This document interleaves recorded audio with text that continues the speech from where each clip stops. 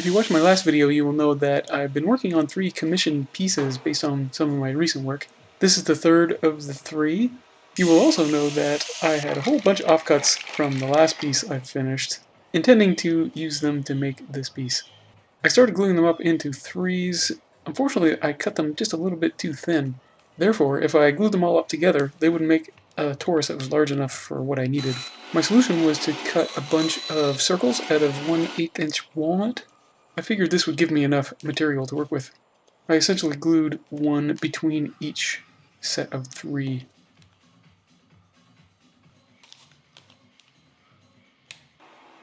Rubber bands are great because you can clamp up pieces that are really irregularly shaped.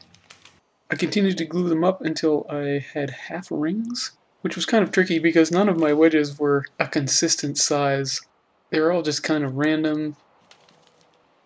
Once I had my half toruses made, I could sand the faces flat, then glue them into one entire torus.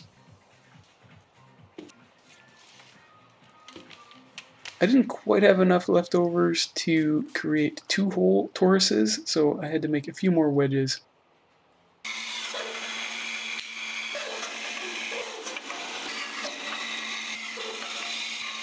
Once the glue dried on my toruses, I sanded one side flat so I could glue on a couple of waste blocks with some CA glue. Mounted it on my chuck and then roughed it out with the carbide tools.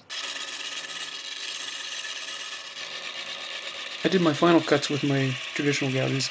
I made 2 cardboard templates, one that represented the size of my donut hole and the other one to represent the profile of my torus.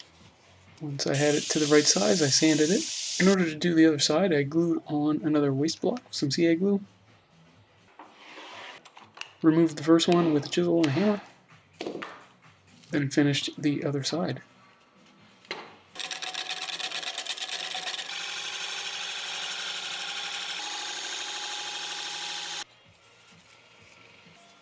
I removed it from the waste block simply using a rubber mallet. I removed the excess glue with a chisel and then sanded it.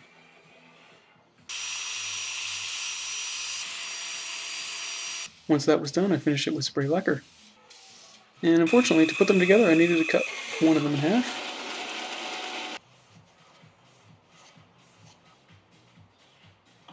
I was pretty sparing with the glue here, so I wouldn't get much squeeze out. I didn't want to make a mess.